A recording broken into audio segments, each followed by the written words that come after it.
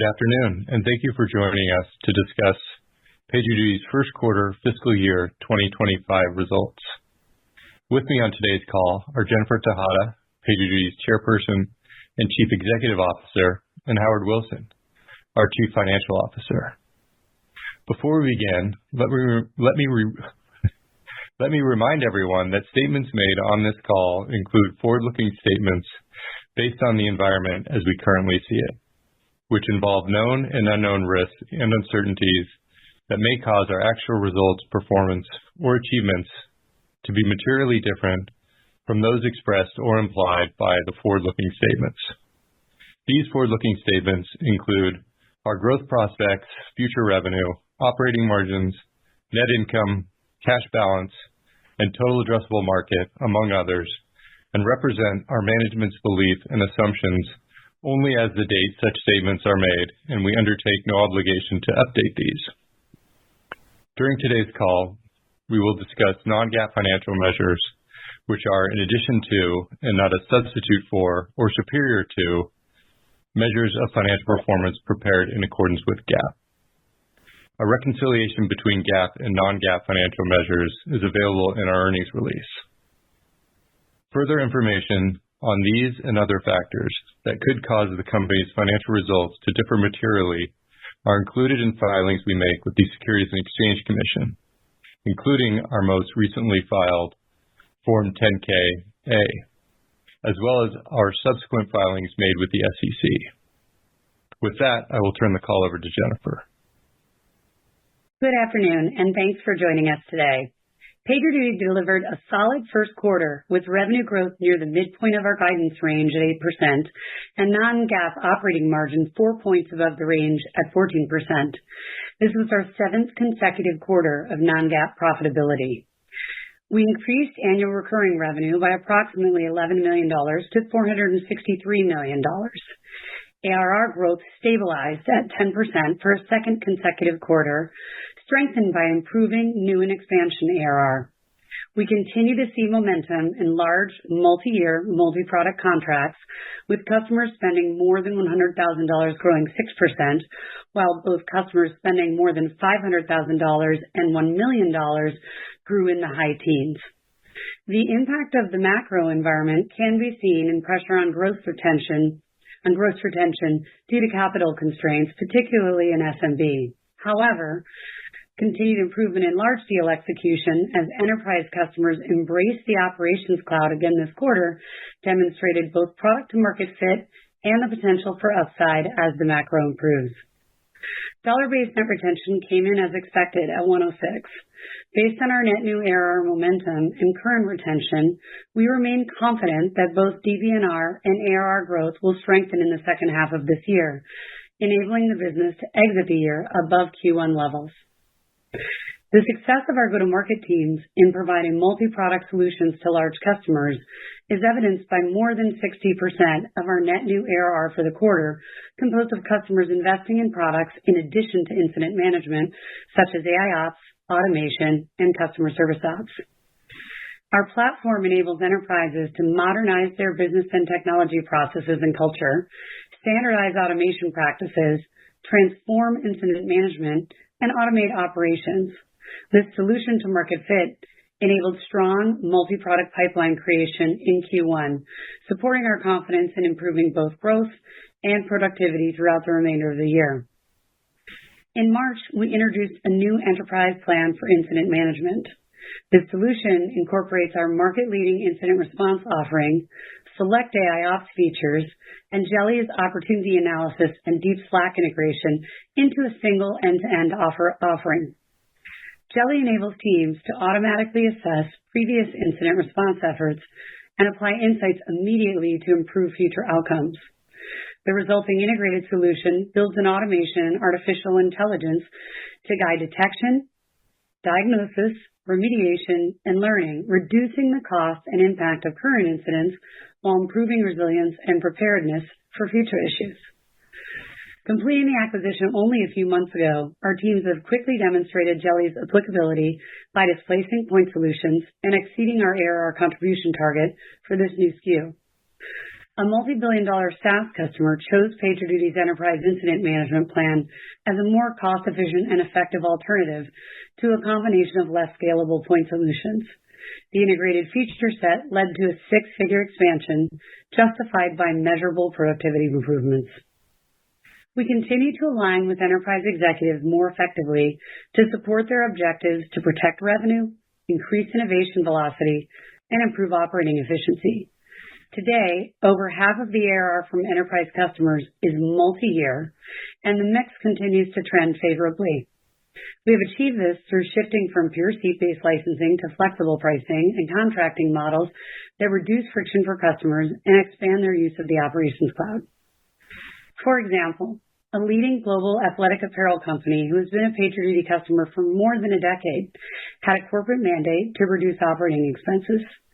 Teams were overwhelmed by unfiltered events which required manual handling by an outsourcing partner. We identified an opportunity for the customer to save more than $1 million annually and proposed a flexible pricing arrangement for our AIOps solution, which included the use of our professional services. This consolidated IT spend displaced the point solution, automated manual third-party effort, and supported the customer in improving their operations resilience. A multinational home improvement retailer selected the PagerDuty Operations Cloud this quarter as a strategic platform to underpin an initiative to automate work across thousands of store locations. Our event-driven automation and seamless collaboration were a compelling consideration during the proof of concept. The scalability and reliability of our platform, broad integration ecosystem, and ability to measurably improve productivity led to a 3-year commitment valued over $6 million.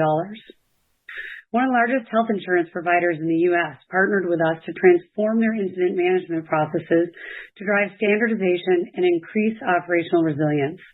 This is one of our largest lands in the healthcare sector, with a 3-year Operations Cloud agreement valued over $3 million. Outside of North America, we are also showing signs of stabilization in our enterprise business, with several six-figure contracts across EMEA and APJ. In Europe, a leading telecommunications company in the process of scaling its architecture to improve the efficiency of their operations increased their usage of incident management, AIOps, and automation during the quarter. We estimate the Operations Cloud will deliver an ROI of 200% annually through a reduction in incident volume and more efficient incident routing.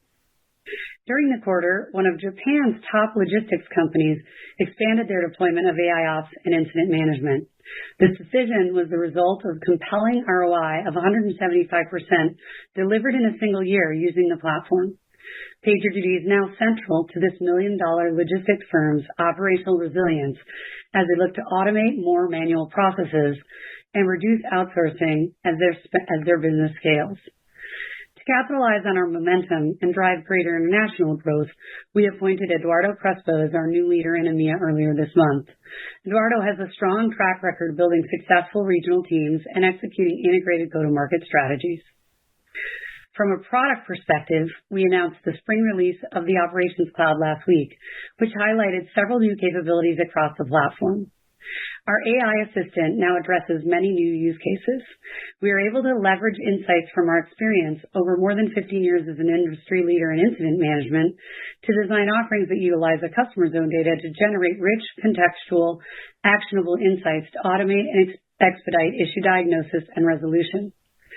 Our newest use case, helping responders or executives come up to speed during a major incident, leverages AI-assisted auto-summarization, utilizing a simple catch me up prompt. This saves companies significant labor cost by summarizing incident details, messages, attempted automations, and customer impact in a moment. Our AI assistant will be available for general release later this summer with consumption-based pricing. Another highlight from the spring release of the Operations Cloud includes unified visibility and control to support the modern operations center. Our AIOps product can now serve as a single source of the truth for newly created incidents and provides a live, shared view of operational health. In combination with this new operations console, we delivered additional enhancements to AIOps to better distill signals automatically from the ever-increasing volume of event noise, and collectively our customers report they are better able to deflect issues, tickets, reduce noise, and improve decision-making using automation. Our automation offering in the spring release, designed to help customers scale and standardize automation across their digital operations. Many of our large customers find themselves navigating islands of automation across disparate teams and tools, perpetuating inefficiency and risk. PagerDuty Automation gives customers a common, flexible framework for automating across systems and teams. Our offering spans the full breadth of pro-code to no-code workflow automation to drive wider adoption and improve the return on investment on existing automation investments. In addition, we continue to advance our U.S. public sector business, obtaining Authority to Operate, or ATO, from the Department of Veteran Affairs, our U.S. agency sponsor. On the back of obtaining ATO, we closed our first ever seven-figure deal in the public sector, which is an exciting early signal of our opportunity in that vertical. PagerDuty has a long history of serving the public sector, including federal, state, local, and nonprofit agencies. To ensure we're positioned to maximize the opportunity unlocked by FedRAMP, we've added Teresa Carlson to our board of directors in March, and we've hired an experienced leader to head up our public sector business who will join the team later this quarter. In addition to servicing public sector and nonprofit customers, we continue to progress our social impact efforts. In April, we released our fourth annual impact report, which is available on our investor relations website. I encourage everyone to learn more about our vision to empower mission-driven teams and a sustainable future. Given the progress we've achieved expanding into the Global 2000, the strong multi-quarter pipeline we are building, and our new and expansion business bookings momentum, I am confident in accelerating our FY25 ARR growth and remain focused on long-term margin improvement. I want to thank our customers for their trust, our shareholders for their support, and our employees for their commitment to our mission and our vision. With that, I'll turn the call over to Howard and look forward to your questions. Thank you, Jen, and good day to everyone joining us on this afternoon's call. Unless otherwise stated, all references to our expenses and operating results are on a non-GAAP basis and are reconciled to our GAAP results in the earnings release that was posted before the call. At a high level, the progress we're making in closing large multi-product enterprise deals, both new lands and expansions, and the improved visibility as we build a strong multi-quarter pipeline were highlights for the quarter. However, SMB continues to be a headwind to growth with high levels of churn and downgrades. International is showing signs of stabilizing, represented by several six-figure deals in Europe and APJ with large enterprise customers, and our recent appointment of a new leader for EMEA will allow us to capitalize on the momentum. Revenue for the quarter was within our guidance range at $111 million, up 8% year over year. The contribution from international was 27% of total revenues, a modest change from the 28% seen in Q1 of last year. Annual recurring revenue exiting Q1 grew 10% year over year to $463 million.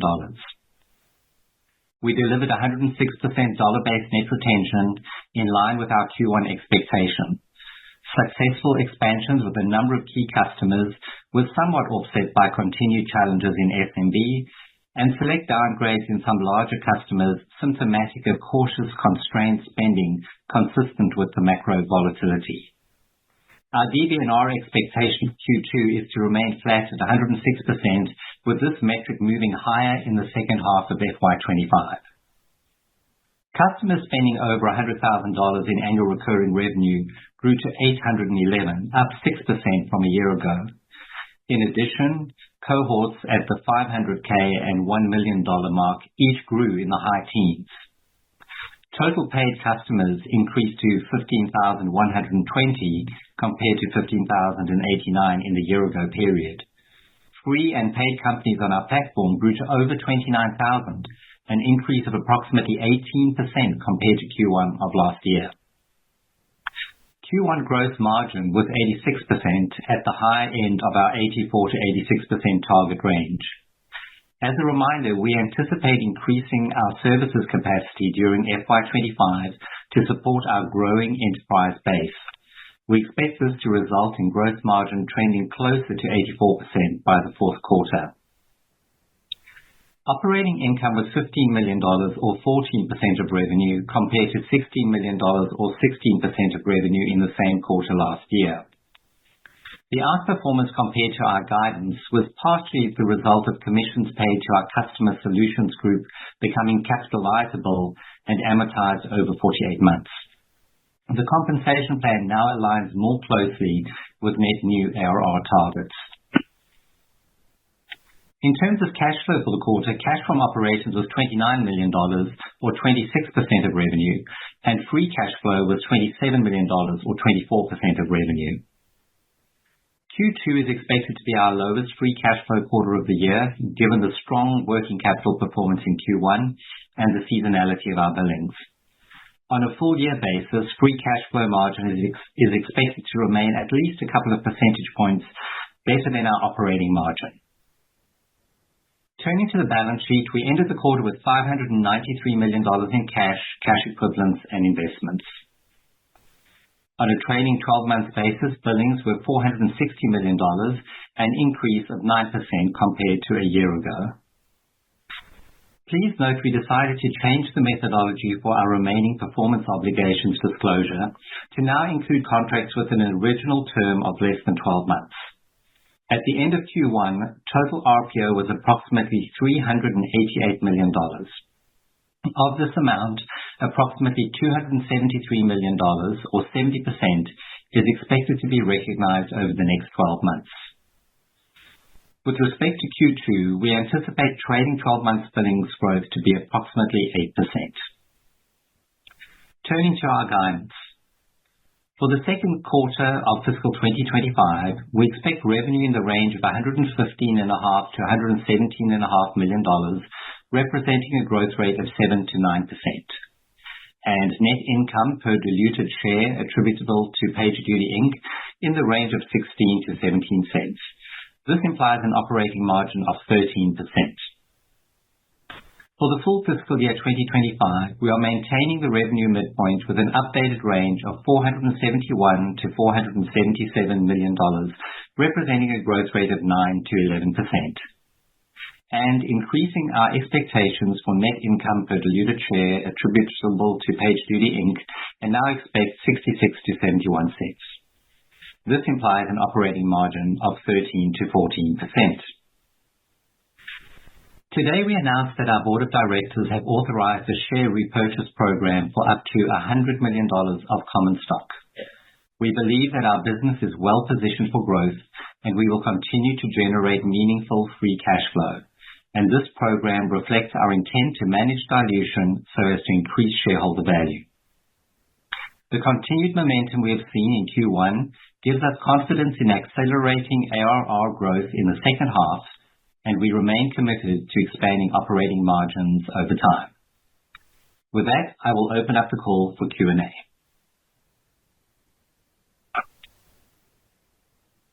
Thank you, Howard and Jennifer. Team, go ahead and raise your hand to submit questions. We're going to turn first to Matthew Hedberg with RBC. Matthew, please go ahead. Hey guys, this is Simran on for Matt. Thanks for taking our question and congrats on the quarter. Just one from me. You talked a little bit about the confidence that you have in second half reacceleration. Can you double click on your thoughts on this? And what are these drivers of acceleration that you see in a difficult macro backdrop? Thanks. Yeah, so thanks for the question and nice to hear from you. The difficult macro has kind of become the new normal for us, and we have really focused over the last several quarters on controlling the controllables. That includes continuing our efforts to focus on enterprise, which are paying off. We see stronger multi-quarter pipeline. We see stronger multi-product and multi-year contract results. And in fact, our largest spend cohorts are our highest growing. Our customers spending $500,000 and $1 million grew in the high teens this last quarter. From a macro perspective, the problems we solve are getting bigger and harder to solve. Tech debt is increasing. AI is even driving some of the scaling complexity that our customers have to contend with, not to mention the fact that they're all concerned about uncertainty or the responsibility associated with anticipating problems in leveraging AI. And we believe that is going to actually drive more incidents on the platform.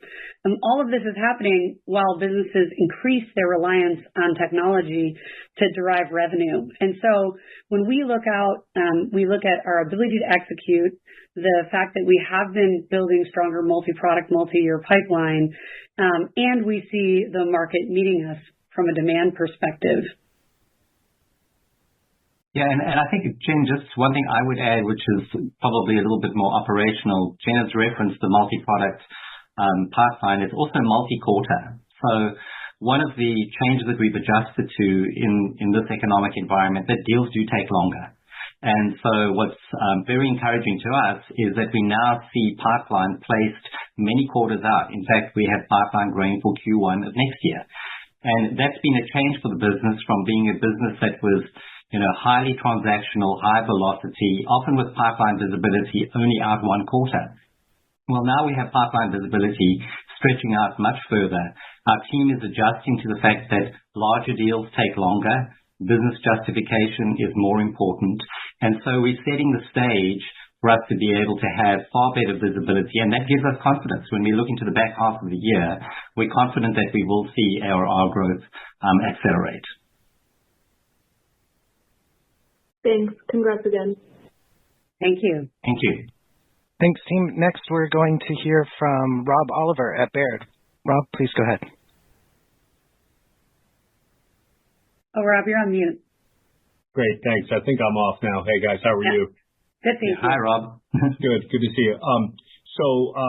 My question, Jen, is for you on the AIOps solution because, obviously competitive space, but it seems like you guys have a few things going on here which are relatively new, which are helping you attack the market in a different way. One is the bundling solution through the new incident response for enterprise, and another is via pricing. So I was hoping you could maybe give us a little bit more color on both those because it does appear, obviously, with the Salesforce deal in the past, that's different. I think that was kind of a renewal as well, or correct me if I'm wrong, but you guys appear to have a bit more momentum here, and I'd love to get color on those two things and the extent to which they're both drivers. Sure. Thanks for the question. I think it's worth mentioning and reminding people that the AIOps has been in the market now for several years. AI and machine learning have been foundational to our platform and something that we have been fine-tuning over time. And it means that the product and the efficacy of the product just gets better and better. Every time an incident or an event transits on the platform learns, right? And so that's positioned us very differently from other players that are just trying to enter the market or entering the market at a small scale. The second thing that I would say is that we're the only platform that deeply integrates AIOps into the event management process along with automation, a connection or a bridge to customer teams, and now with the addition of Jelly, the ability to learn from events after they run and apply that insight immediately to avoid issues in the future. These are all things that historically have been very disconnected, require tons of manual effort, often require investment in third-party outsourcing, and in an environment where people are looking for ways to improve their return on capital, increase their efficiency and their use of OpEx, which is, constrained, I think this has become more and more important. I've mentioned also in previous calls that we're seeing our customers show an increased appetite for automation, where a year ago when we were talking about AIOps and automation, some of them were protecting headcount, protecting budgets. Now they're being asked to do more or the same with less. The last thing that I would say is that over the last couple of years, we've expanded our AIOps offering to serve feature sets for both developers and central ops teams, which means it's flexible enough for any developer to use in a production environment, but scalable to support centralized ops teams and SREs.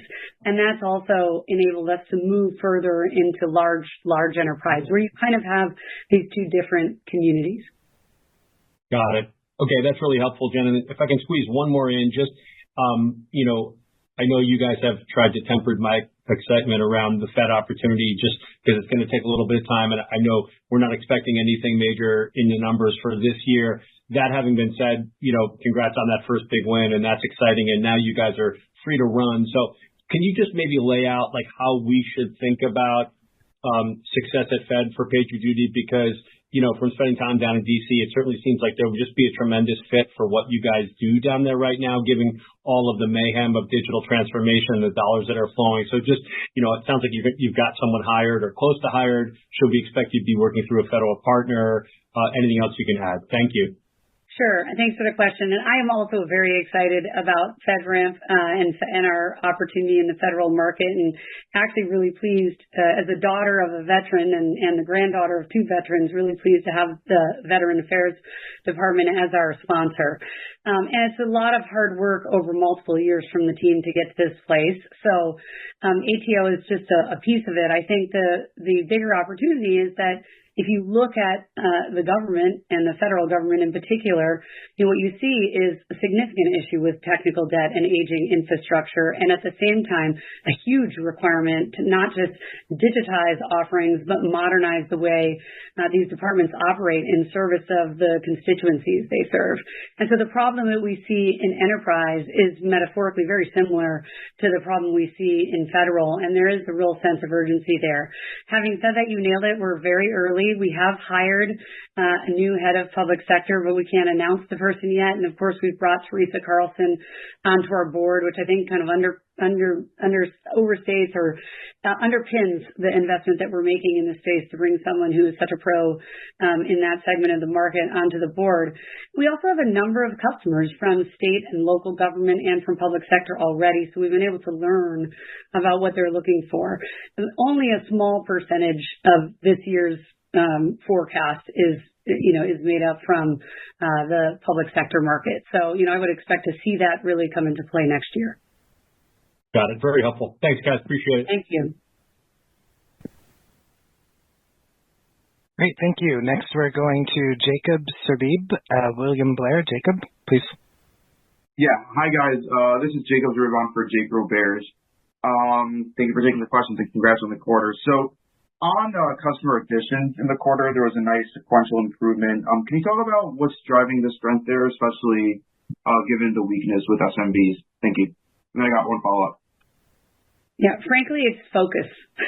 It's focus, and we've worked over the last several quarters to really refine our narrative with customers, and rather than focusing on technical proficiency and technology, while technology is a great competitive advantage for us, what our customers privilege right now is operating efficiency and finding ways to automate, finding ways to deliver greater returns on their capital. And so really focusing efforts to take the compelling ROI that we have proven year after year, the very short time to value, and articulate that in a way both in our product and through our engagement with customers that enable them to not just rationalize and justify an investment, but communicate the returns that they're getting relative to some bigger investments they might have to make on larger platforms that take much longer time to deliver, even payback, much less a return on investment. So I think really speaking in the language of efficiency has been important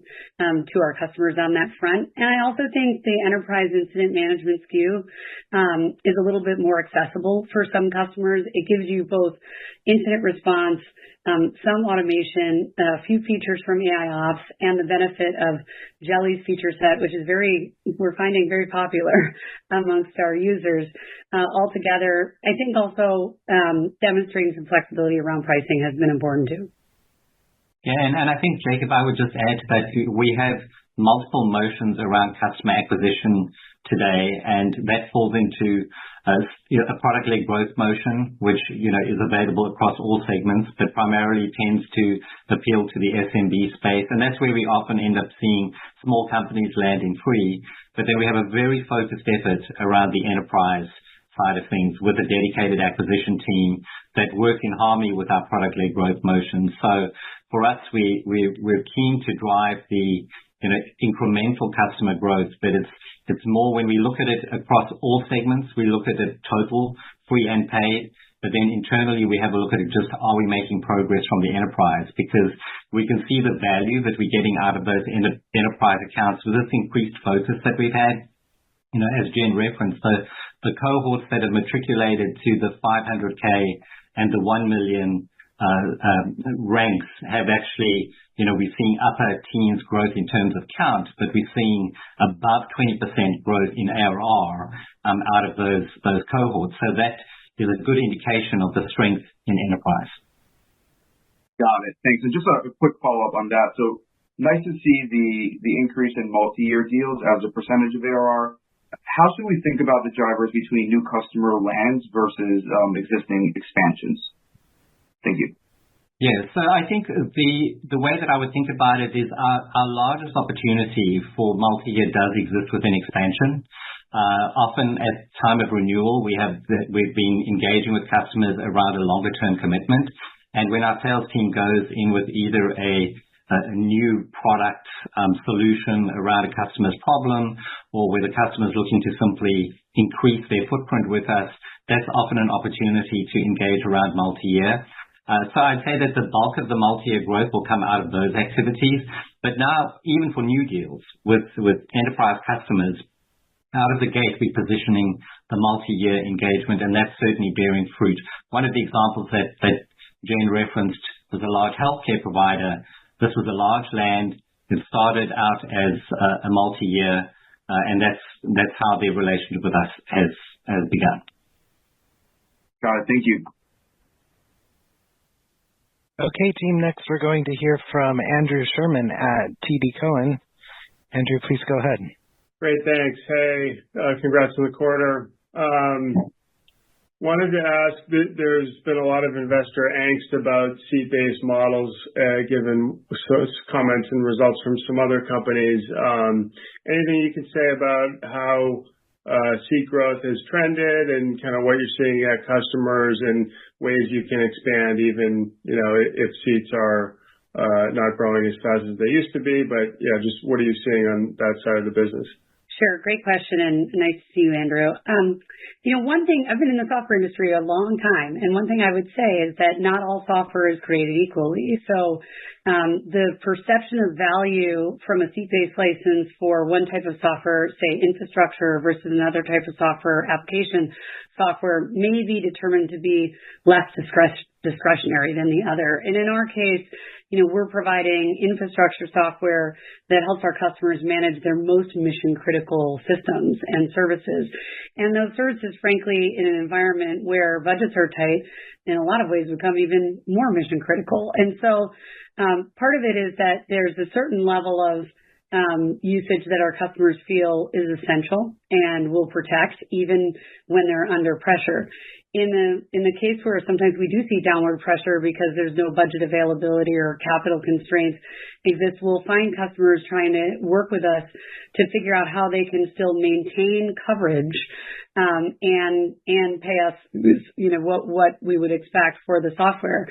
And so we've learned as customers get bigger and bigger to try and create a more flexible pricing environment such that, call it the unit price that we're charging them is more closely aligned to value, and they worry less about how many seats and more about are they getting the return on investment and do they have the coverage they need across their infrastructure.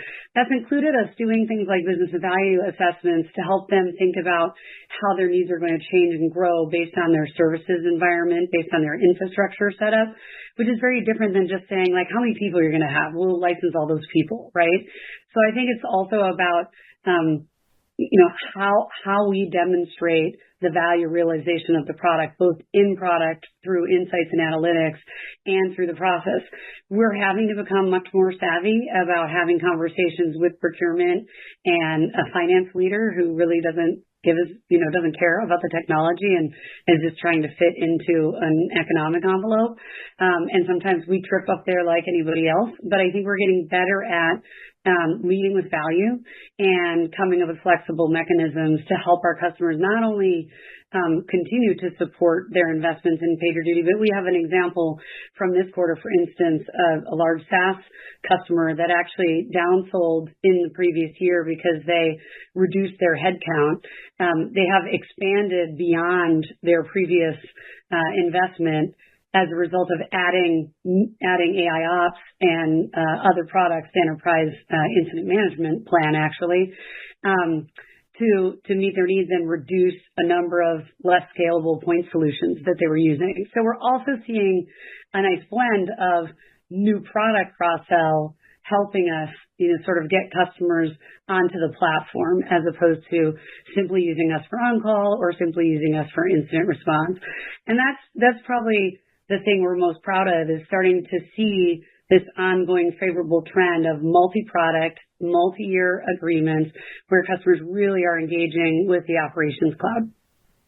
And I think what I would just add from, tactically how that shows up, Andrew, is that we're now seeing like a blend of metrics with customers. So obviously the user metric is where we started, but we now have an increasing portion of our base that's using consumption metrics, which are associated with our AIOps offering, which is proving popular. And we also, as we contemplate the introduction of our generative AI offerings, those will be on a consumption model. And then together with that, for large enterprise customers and large deals, we're coming up with more flexible licensing arrangements that allow them the ability to use multiple products without the same constraints and restrictions that we would have previously applied under a pure user-based model. Yeah, that's great. Great answer. That's all I had, actually. Thank you. Thanks, Andrew. Okay, team, thank you. Next from B of A, Koji Ikeda. Yeah, no, hey guys, thanks for taking the questions. Great to see you. Hi, Koji. Hi, a couple from me here. So I wanted to ask just, real quick, what was the SMB mix of ARR this quarter? I think last quarter was 16%, but it sounded like demand in this segment remains challenged. Yeah, so Koji, that's still around the 16% mark. Okay, got it. No, thank you for that. And then kind of a bigger picture question here, either for you, Howard, or Jennifer, either one fine. When reading the press release, I was noticing some of the customer land and expand wins. Some of those customers in there, when we've done our checks, we've heard from end users out there that maybe some of these vendors could do something like PagerDuty if they wanted to. But here they are. They just showed up on your press release being your customers. And so I thought that was super interesting. Koji, if I had $1 for every time someone said that to me over the last 8 years, I would be incredibly wealthy. It looks easier than it is. And yeah, I mean, fine. What is it about PagerDuty specifically, that makes it hard for what looks like an adjacent vendor to maybe try and enter your category? I'll tell you what. I mean, one, I think our name of PagerDuty really describes the first product that we launched 15 years ago. We have grown to a multi-product, enterprise-grade, incredibly resilient and secure platform now that helps automate and manage operations for the largest brands in the world. So it's a very different product than where we started, but brand recognition often starts with the first product, which was on-call, right? Even managing on-call automation requires a level of scalability and resilience and fidelity that is very hard to achieve. And some of the quote-unquote adjacent players that you mentioned have made attempts to try and build this and found it's very difficult because you require very resilient architecture to deal with billions of events with no maintenance windows. We're a 15-year-old company that's never had a maintenance window. It would be like 911, the emergency room, and the ambulance service telling you they were going to take Sunday off to do maintenance. We have to be up and running all the time. That is incredibly difficult to do at 84+% gross margins. So there are a number of technical and architectural barriers to entry just on our core product, but we've then used and leveraged the data we've collected over time and the experience that we've built over time to add a robust AIOps offering, an automation solution that serves multiple use cases. We've bridged customer service ops and built applications that integrate into the most popular CRM solutions. So when you actually look at the whole platform, there isn't a competitor that can do it. What is most different, though, is the compelling ROI and our short time to value. So while some customers may think that they could go to a less costly lower touch solution, they end up spending far more in total cost of ownership in building custom integrations and requiring third parties to support them and in maintaining that solution over time. We integrate to over 700 applications, ticketing systems, cyber environments, out of the box. And so we're just in a very different position from a technology perspective. And we're working really hard to sort of change the brand perception that we're a company that does notifications as opposed to a company that offers a robust cloud-native operations platform that can help you cross that chasm from purely modernizing your technology to modernizing the way you operate in service of your customers. Got it. No, thank you very much. Thanks for taking the questions. My pleasure. Okay, group, one last call for questions. Please raise your hand if you'd like to be queued. Oscar Saavedra with Morgan Stanley, we're coming to you. Come on in. Excellent. Great to see you, Jen and Howard. This is not Oscar. I was like, Oscar, you changed. I'm still sitting in for Sanjit Singh. This is actually Keith Weiss. Nice to see you, Keith. So good to see you guys. And it's so good to see a solid print in this Q1 earnings season, which has been a literal minefield. And really, it's great to see net new ARR growing again.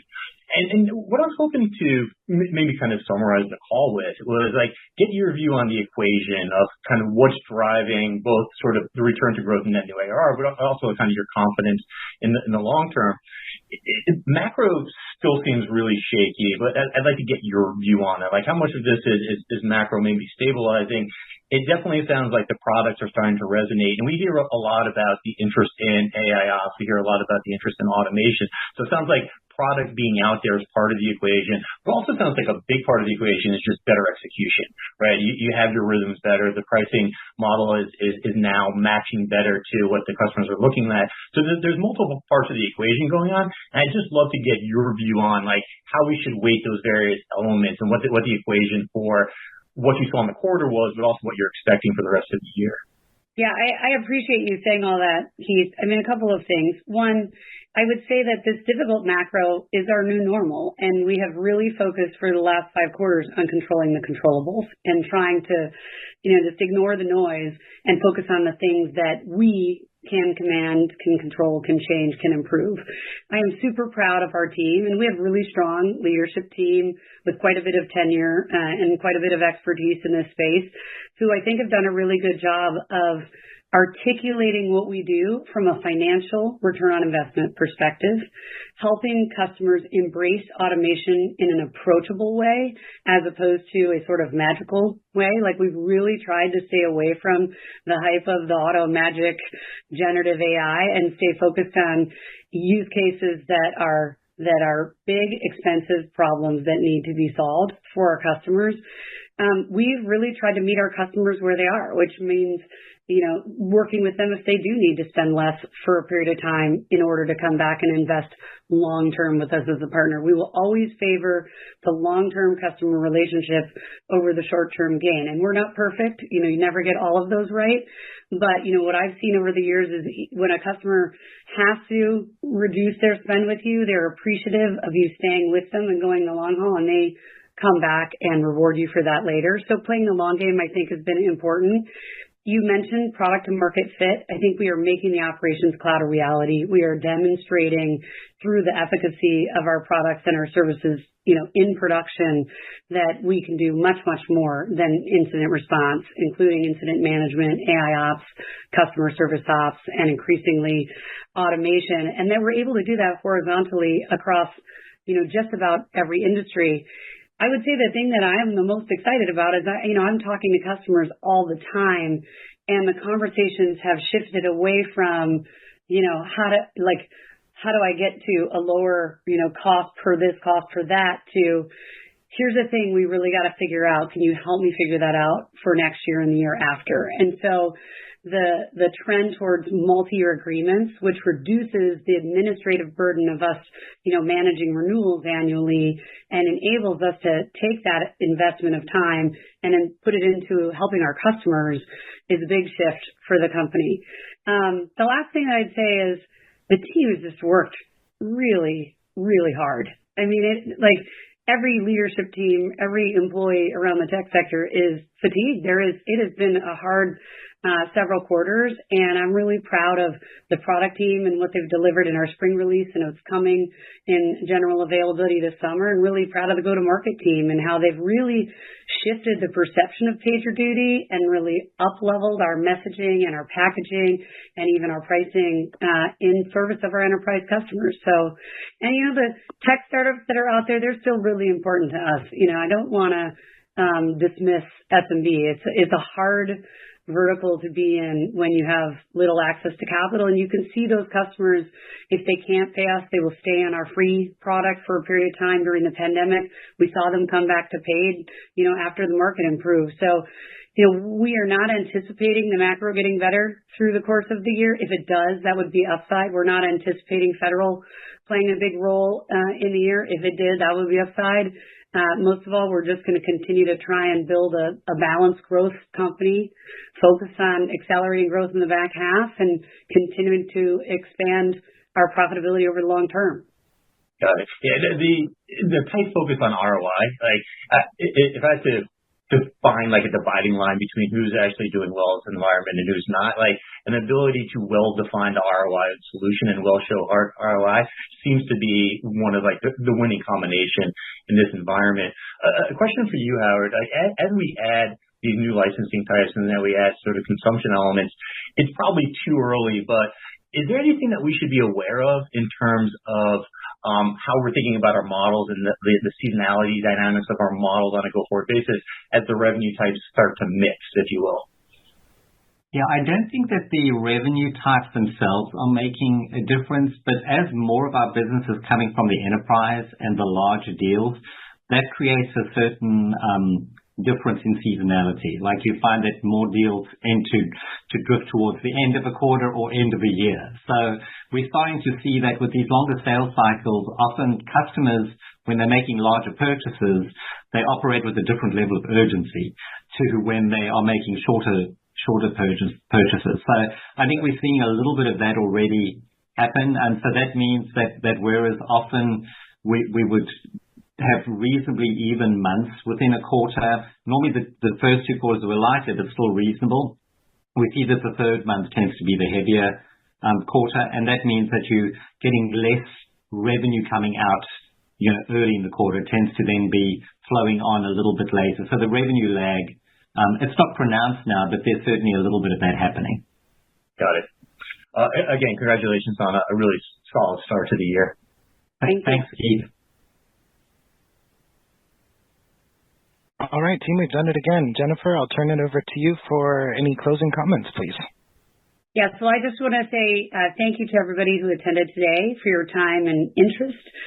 Thank you to our shareholders and our customers, our partners, and especially the PagerDuty employees who've worked really hard to deliver a solid quarter. We look forward to seeing you during the quarter and next quarter as well. Have a great day.